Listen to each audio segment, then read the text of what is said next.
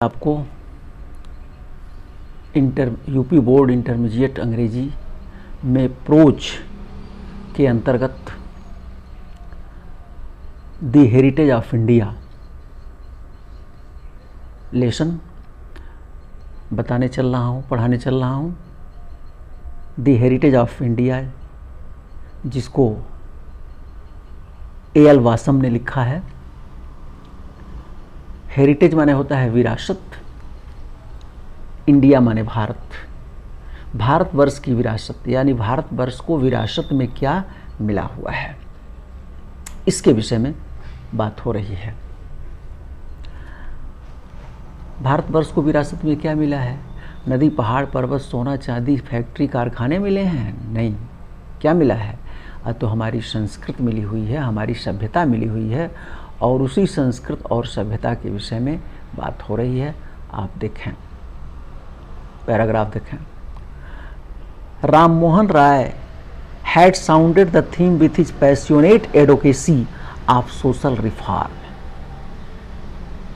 राम मोहन राय जो एक बहुत बड़े समाज सुधारक थे, उन्होंने अपने पुरजोर वकालत से, प्रचंड वकालत से, यानी जोरदार आवाज में समाज सुधार की आवश्यकता को उठाया। यानी वे आधुनिक पहले व्यक्ति थे जिन्होंने यह महसूस किया कि हमारे समाज में सुधार की नितांत आवश्यकता है। हमारे समाज में बहुत सारी कुरीतियां हैं, जिन कुरीतियों को बैड एविल्स हैं, बुराइयां हैं, उन बुराइयों को समाप्त किया जाना बहुत ही आवश्यक है। इस बात को महसूस करने वाले प्रथम व्यक्ति थे, और महसूस करने के बाद उन्होंने इसे बड़े जोरदार ढंग से उठाया। Vivekananda repeated it with a more nationalistic timber. सबसे पहले राम मोहन राय थे, राजा राम मोहन राय हैड साउंडेड माने आवाज उठाना, शंखनाद करना। The theme with his passionate advocacy, अपने प्रचंड वकालत से, पुरजोर ढंग से आप सोशल रिफॉर्म, सामाजिक सुधार की बात को जोरदार ढंग से उन्होंने उठाया। विवेकानंद रिपीटेड इट, विवेकानंद, स्वामी विवेकानंद ने इसको दोहराया, रिपीटेड माने दोहराया, it with a more nationalistic timber, बहुत ज्यादा राष्ट्रीय स्वर में। यानी विवेकानंद ने इसको राष्ट्रीय स्वर दिया। विवेकानंद ने इस सामाजिक सुधार को किससे जोड़ दिया? राष्ट्रीयता से जोड़ दिया, देशभक्ति से जोड़ दिया। When he declared, जब उन्होंने घोषित किया, दैट कि the highest form of service of the great mother was social service, जब उन्होंने इस बात की घोषणा किया कि मातृभूमि की सबसे बड़ी सेवा समाज सुधार का कार्य है। यानी वह व्यक्ति जो समाज सुधार का कार्य करता है या समाज सुधार के कार्यों में सहायता करता है, वह व्यक्ति मातृभूमि का सबसे बड़ा जो है, वह मातृभूमि का सच्चा पुत्र है, और वह सबसे बड़ा देशभक्त है। यानी उन्होंने इसको देशभक्ति से जोड़ दिया। राम मोहन राय ने समाज सुधार की बात को उठाया, और विवेकानंद जी ने इसे किससे जोड़ दिया? इसे देशभक्ति से जोड़ दिया, और यह घोषित किया कि सबसे बड़ा देशभक्त वह है जो समाज सुधार का कार्य करता है। अदर ग्रेट इंडियंस, अन्य महान भारतीय, chief of whom was Mahatma Gandhi, जिसमें सबसे प्रमुख महात्मा गांधी थे। Developed the theme of social service as religious duty, तो महात्मा गांधी ने इस समाज सुधार को किससे जोड़ दिया? रिलीजियस ड्यूटी, धर्म से जोड़ दिया, धार्मिक कर्तव्य से जोड़ दिया। यानी उन्होंने कहा कि सबसे बड़ा धार्मिक व्यक्ति वह है, सबसे बड़ा धार्मिक कार्य वो करता है जो समाज सुधार का कार्य करता है।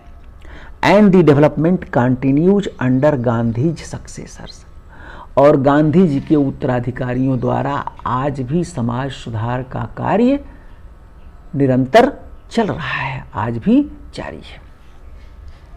तो आप इसे समझिए कि राम मोहन राय सबसे पहले व्यक्ति थे जिन्होंने समाज सुधार की आवश्यकता महसूस किया और समाज सुधार के लिए उन्होंने आवाज उठाया, जोरदार ढंग से आवाज उठाया। विवेकानंद ने इसका पूरा पूरा समर्थन किया और समर्थन ही नहीं किया बल्कि सामाजिक सुधार को किससे जोड़ दिया? अतो देशभक्ति से जोड़ दिया। और उसके बाद फिर गांधी हुए, अन्य भी जो समाज सुधार में रुचि लेने वाले लोग हुए, उसमें जो प्रमुख गांधी थे, गांधी जी ने इस समाज सुधार के कार्य को धर्म से जोड़ दिया। उन्होंने इसे धर्म से जोड़ दिया और कहा कि सबसे बड़ा धार्मिक व्यक्ति वह है जो समाज सुधार का कार्य करता है। और इस प्रकार गांधी के उत्तराधिकारियों द्वारा और गांधी के अनुयायियों द्वारा आज भी समाज सुधार का कार्य जारी है। Now in this paragraph, the writer A.L. Basam describes about social reformation.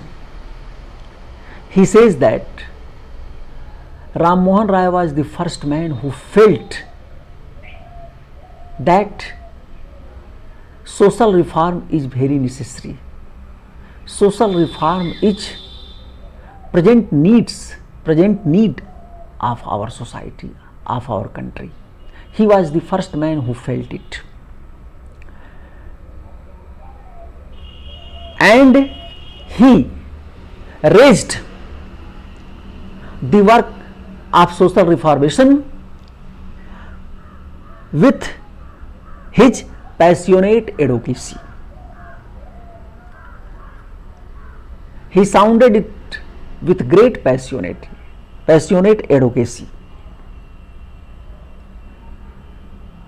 Vivekananda also supported it, and he aided the work of social reformation to motherland, and he declared that the man who performs the work of social reformation is the greatest, he is the greatest patriot. So, Vivekananda aided the work of social reformation to patriotism. Other Indian leaders, other Indian social reformers, among them Mahatma Gandhi was the chief, and Mahatma Gandhi aided it to religion. Mahatma Gandhi aided the work of social reformers to religion. He declared the man who does the work of social reformation is the greatest religious man, and this work of social reformation is greatest religious duty. And this work of social reformation is continued under Gandhi's successors and followers. Gandhi's successors and followers are taking the work of social reformation even today. अगला paragraph देखिए. Mahatma Gandhi was looked on by many, both Indian and European, as the epitome of Hindu tradition. लेखक कहता है कि महात्मा गांधी जो है दोनों द्वारा, भारतीयों द्वारा भी और यूरोप के लोगों द्वारा भी हिंदू धर्म, हिंदू संस्कृति, हिंदू परंपरा के एपिटोम माने जाते हैं. एपिटोम माने सिंबल, प्रतीक माने जाते हैं. यानी अधिक से अधिक भारतीय और यूरोपीय ये मानते हैं कि गांधी जी भारतीय संस्कृति, भारतीय सभ्यता, भारतीय परंपरा के बिल्कुल प्रतीक थे, क्योंकि गांधी जी ऐसे ड्रेस पहन के रहते थे, हाथ में छड़ी लेके चलते थे, एक धोती में आधा पहने रहते थे, आधा ऊपर डाले रहते थे। माने लगता था जैसे ये पक्का भारतीय हैं। तो इसलिए लोग मानते थे कि ये भारतीय संस्कृति, भारतीय सभ्यता और भारतीय परंपरा के बहुत बड़े पुजारी हैं और बहुत बड़े समर्थक हैं। ऐसा भारतीयों द्वारा भी माना जाता था, साथ ही साथ तमाम यूरोप वालों द्वारा भी माना जाता था। बट लेकिन this is a false judgement. लेकिन लेखक कहता है कि यह निर्णय गलत है, ऐसी बात नहीं है। फार, क्योंकि he was much influenced by western ideas. Gandhi ji पाश्चात्य सभ्यता द्वारा ज़्यादा प्रभावित थे। यानी गांधी जी भारतीय सभ्यता की अपेक्षा पाश्चात्य सभ्यता से ज़्यादा प्रभावित थे। उनका ड्रेस तो जरूर भारतीय था, लेकिन उनके विचार ज़्यादा से ज़्यादा पाश्चात्य सभ्यता से मिलते थे, क्योंकि उनकी शिक्षा दीक्षा भी इंग्लैंड में हुई थी। Gandhi believed in the fundamentals of his ancient culture. Gandhi ji अपनी प्राचीन संस्कृति, प्राचीन सभ्यता के जो मूल तत्व हैं, बेसिक चीजें हैं, उसमें विश्वास करते थे, उसे मानते थे। यानी भारतीय सभ्यता, भारतीय संस्कृति की जो मूल तत्व हैं, बेसिक तत्व हैं, आधारभूत तत्व हैं, उसमें उनका विश्वास था। बट लेकिन his passionate love of the underdog, उनका दलितों के प्रति, दबे कुचले लोगों के प्रति जो अगाध, जो मजबूत प्रेम था, and his antipathy to caste, और जाति के प्रति, जाति प्रथा के प्रति जो उनकी अरुचि थी, दो not unprecedented in ancient India, यद्यपि यह इंडिया में अभूतपूर्व, भारत में अभूतपूर्व नहीं थी। ऐसा नहीं था कि गांधी जी ही पहले व्यक्ति थे जो ऐसा सोचे थे, ऐसा कुछ नहीं है। उसके पहले इक्वालिटी की बात महात्मा बुद्ध, महावीर स्वामी भी कर चुके हैं। लेकिन गांधी जी आधुनिक युग में थे और इन्होंने जोरदार ढंग से इसको उठाया था, जोरदार ढंग से इस पर काम किया। लेकिन गांधी जी ने कोई नई चीज नहीं उठाया, ये भारतवर्ष में पहले भी था।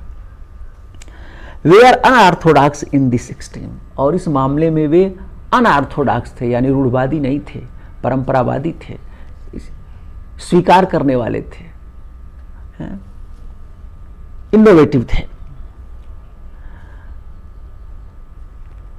And owed more to European, और ज्यादा से ज्यादा उन्होंने प्राप्त किया था कहां से? यूरोपियन, यूरोप वालों से 19th सेंचुरी लिबरलिज्म, यानी 19वीं शताब्दी का जो लिबरलिज्म माने उदारवादी, 19वीं शताब्दी की जो उदारवादी नीति थी, उससे वो ज्यादा ग्रहण किए थे।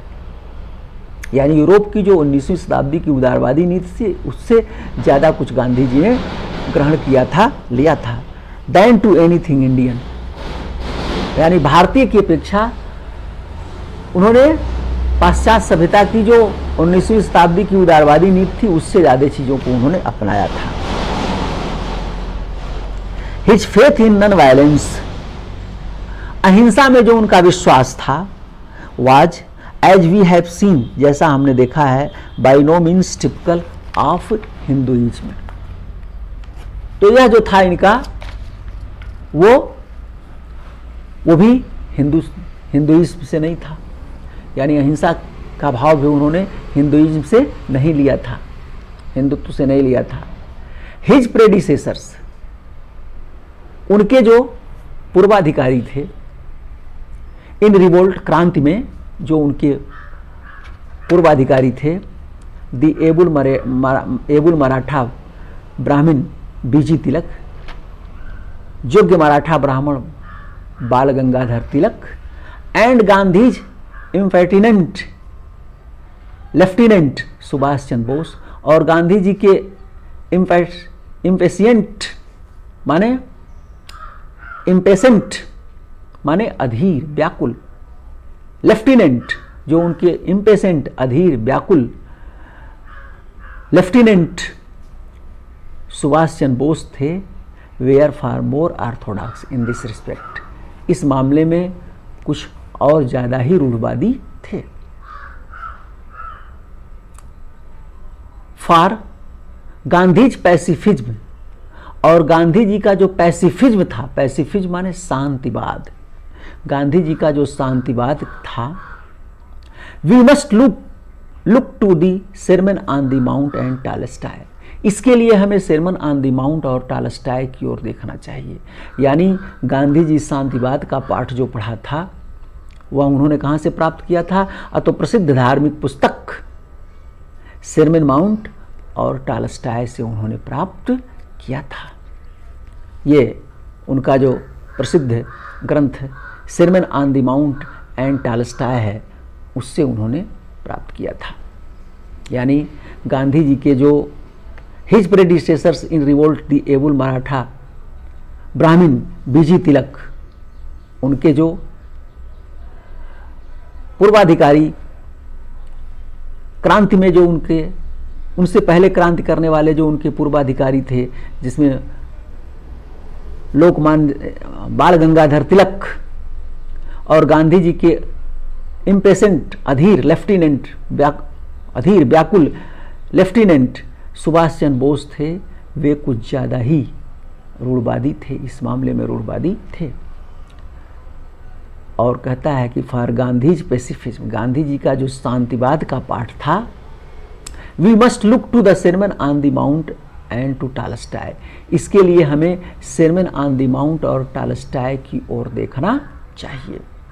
यानी यह चीज़ उन्होंने सेरमन ऑन द माउंट और टॉलस्टॉय से जो दो धार्मिक पुस्तकें थी उससे उन्होंने प्राप्त किया था। तो इस प्रकार now in this paragraph the writer says that most of the Indian and European believe that Gandhiji was the symbol of Hindu culture, Hindu tradition. It is supported, it is thought, most of the Indian people as well as European people, that Gandhiji was the blind supporter and follower of Hindu tradition, and he was a symbol of Hindu tradition. But the writer says that it is wrong interpretation, it is a false judgment, because Gandhiji was much more influenced by Western culture than Indian culture. He was very much influenced by Western culture, and we find so many examples which prove that Gandhiji was the follower of Western culture. Although Gandhi believed the basic fundamental things of Indian traditions, Indian culture, he believed in the fundamentals of Indian culture, Indian ancient culture, but his great love for underdog people and his antipathy to caste, these two things, for these two things he was influenced by Western culture. And although these two things are not unprecedented, before Gandhi, Mahatma Buddha and Mahavir Swami also talked about the equality of man. So it was not a new thing. But Gandhi raised it in a passionate sound. And in this respect, he was unorthodox. He was not orthodox, he was unorthodox. And for this, he was influenced by 19th century European liberalism policy. He was influenced by 19th century European liberalism policy. Gandhiji believed in non-violence, and for it he was not influenced by Indian culture. And the writer says that in this revolt of social reformation, his predecessors, able Maratha Brahmin Bal Gangadhar Tilak and his impatient Lieutenant Subhash Chandra Bose were more orthodox. They were more orthodox. It means they were also in support of Gandhi. And Gandhiji was the follower of pacifism, and for pacifism he was influenced. For his pacifism he was influenced by two religious books, Sermon on the Mount and Tolstoy. He got the lesson of pacifism from Sermon on the Mount and Tolstoy. These two